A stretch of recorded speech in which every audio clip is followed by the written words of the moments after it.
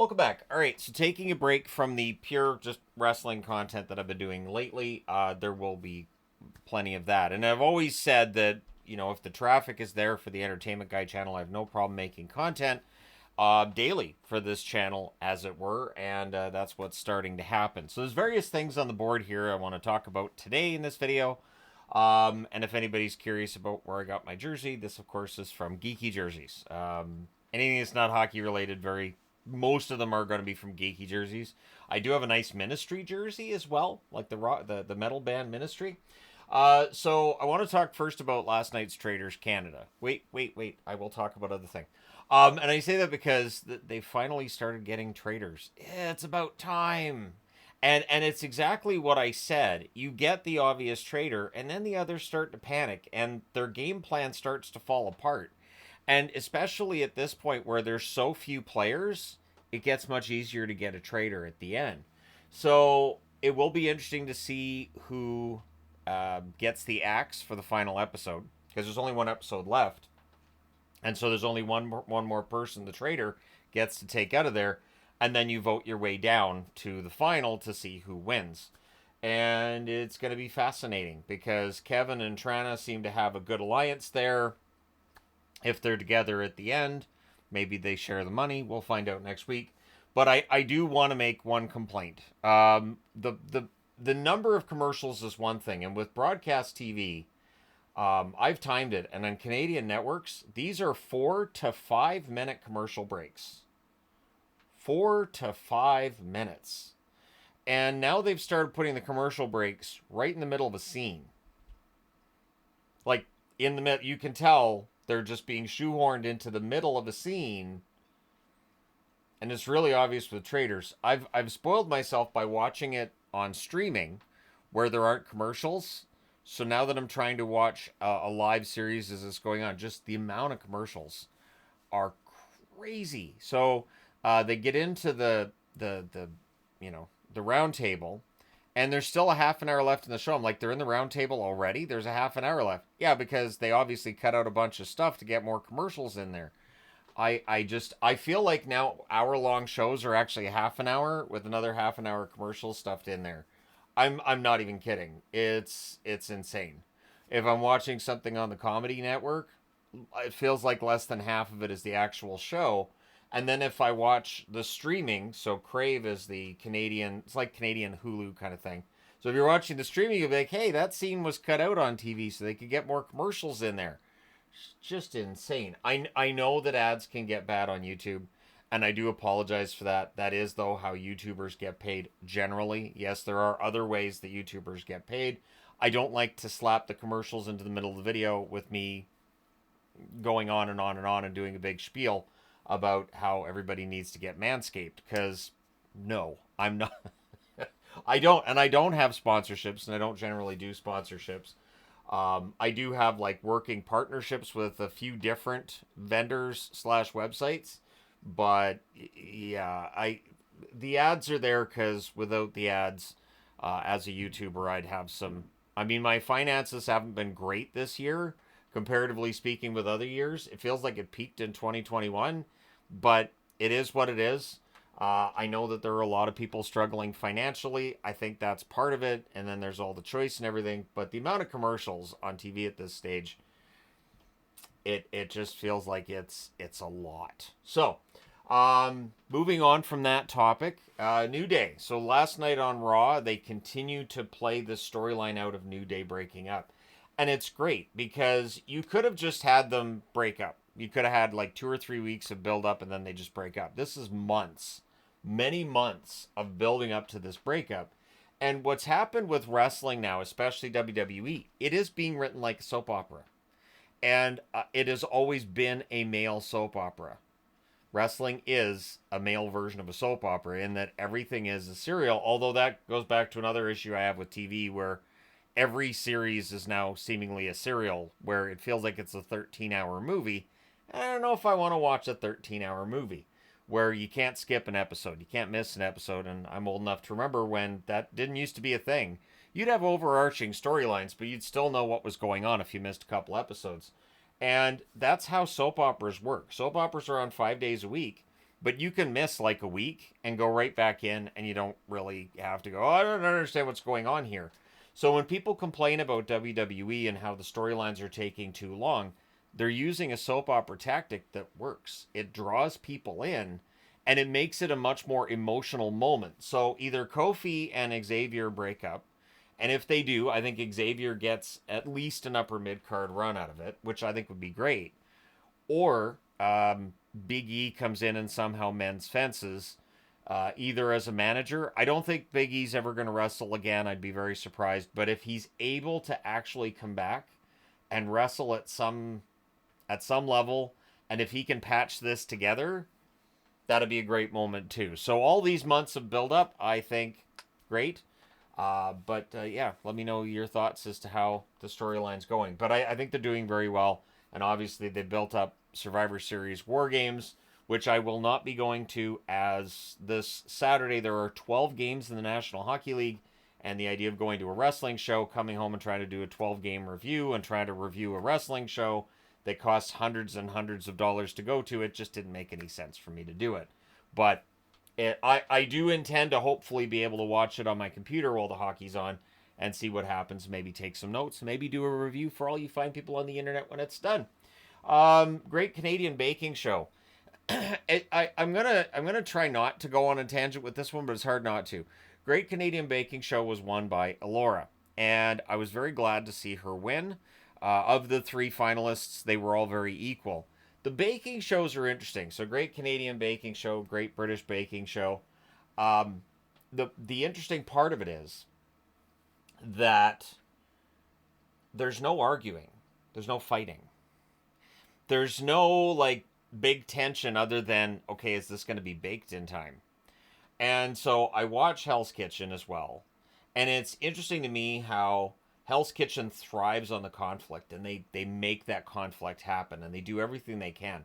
Like watching this year, there's episodes where I've been like, they're just trying to rile Egypt up.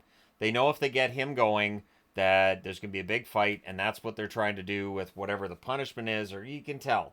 You can tell that whatever's going on, they're trying to rile people up. And what baking shows do, and it's not just, Great Canadian Baking Show, but others as well. They show that you don't have to have that conflict to have an interesting competition. You just don't have to. You can have a very interesting competition where people get along and they like each other and they're all supporting each other. And they're not yelling at each other and, well, you're the one that screwed that up. Well, it's not my fault. You did this. And so, yeah, and people don't get thrown into situations they're never thrown into before. So, back with Hell's Kitchen, actually, MasterChef's the one that throws me off because they'll take people who've just been home chefs. They've never worked on a line, and then for one episode they turn it into Hell's Kitchen, where they're working on a line. They have one product to make, and go go go go go, and it's like, but they've never done this before. Stop yelling at them because they screwed up when they've never done this before. They have never been in this environment. It doesn't to me it doesn't work. I find it really odd. And so when I'm watching baking shows and they're just relaxing, everybody's getting along, there's some funny jokes in there too, and there's always people I'm rooting for. I was rooting for Erica. She didn't win, I think, because I was rooting for her. So Erica, I'm sorry. I had hoped that you'd win it. I knew that she was probably a little bit below the three finalists overall, but I thought maybe she could sneak in ahead of Pamela. She didn't, though, and then I was kind of rooting for Pamela in the final, which meant it was either going to be Jen or Laura, because whoever I'm rooting for doesn't win. So yeah, I really like the baking shows. If you want something that's nice and calm and relaxing, might I recommend any baking show. The competitions are great. Any of the seasons of whether it's Great British Bake Off or Baking Show or the Canadian Baking Show. I know they tried an American version and it didn't click. I think it's because there was no conflict. I think that's what it was. I think it was just that for an American viewer, they're like, where's the conflict? Where's the fighting? I don't care if this souffle turns out. Whereas I'm sitting there going, man, I hope this souffle turns out, because if it doesn't, the whole dish is screwed. So anyways, yeah, that's what I enjoy watching. And it's nice and quiet and relaxing.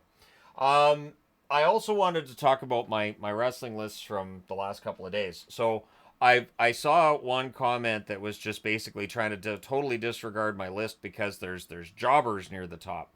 Yeah, favorite wrestler is not about best wrestler, and It's interesting too because wrestling is predetermined.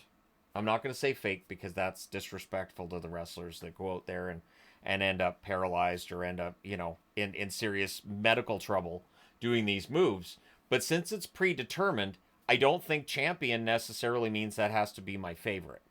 And for me personally, my favorites have usually not been the champion. Back in the 80s, Ricky Steamboat was the guy for me. It was Ricky Steamboat ahead of everybody else. It's part of the reason I hated Hulk Hogan was because I knew Ricky Steamboat would be a great champion and would be an amazing champion to have for WWE, and they just wouldn't give him the belt. They just wouldn't. And eventually he left and went to the NWA, which, became WCW and all that. And he won the title. And he had great matches with Ric Flair. They had a great feud. And meanwhile, you got Hulk Hogan giving the leg drop and just putting his hand to his ear. And I'm like, come on. Come on. So, yeah. I don't care if a wrestler's a jobber. I don't care who they beat or don't beat. Because things can change very quickly. Another wrestler that would have made it onto my list back in the late 80s would have been Barry Horowitz. Barry Horowitz went out there and he took so many pins, but he sold so well. He sold so well, and I can't hate on that. I just can't.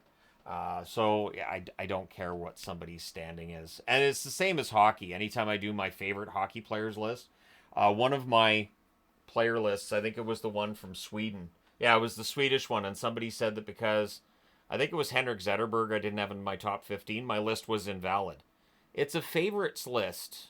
So if somebody's not in my favorite players list, why does that make it invalid? It's so weird. But I went through that with movies too. Like when I did my favorite movies years back, there were people saying these aren't even the greatest. Where's Citizen Kane? Where's The Godfather? What? No, these aren't the greatest movies of all time. These are my favorites. It's that difference that throws people off, that makes people upset because how dare I have a favorite that is not the greatest of all time? It's generally not the way that works for me because I just it's different with me.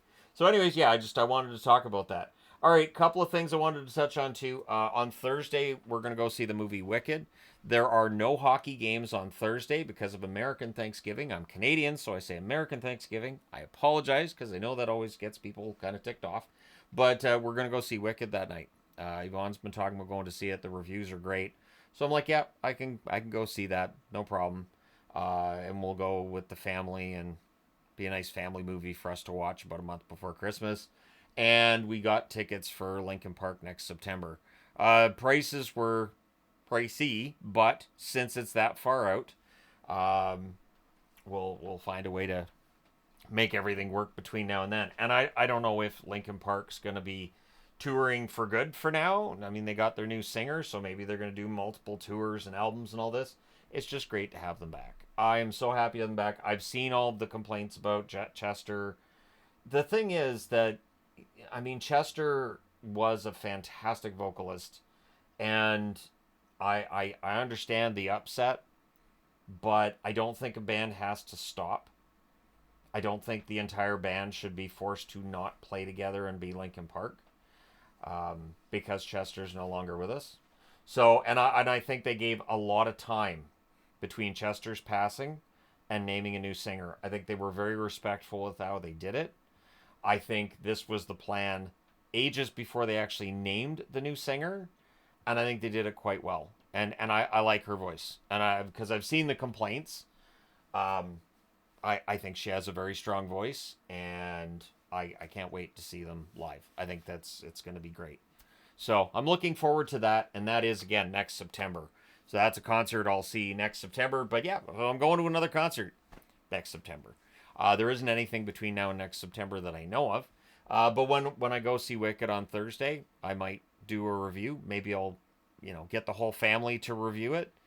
That could be chaotic. I don't know if I'd necessarily want to do that, but we'll see. Maybe. But there you go. Thank you guys so much for all your support as always. If you haven't already hit like and subscribe, please do. I have been very appreciative of the growth on this channel over the last few weeks here. So I will definitely continue to make content. As much as I can do it daily, I will. If you don't see a video on any given day, just go look at the NHL schedule. Odds are it's really busy, and it might be on the weekend. It might be all day hockey.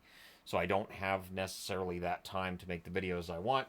But I'm considering doing like wrestling career videos, as I've done hockey career videos on the other channel. I'm considering doing wrestling ones on this channel, and getting into some of my favorites. I also want to do a video on who's been snubbed from the WWE Hall of Fame that should be in there, because there are some that are in the WWE Hall of Fame that I'm baffled at how they got in there before some of the guys that aren't. It's all politics. It's all politics, and I don't like it.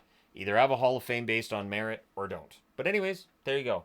Thank you guys for all your support as always. I will talk to you again soon.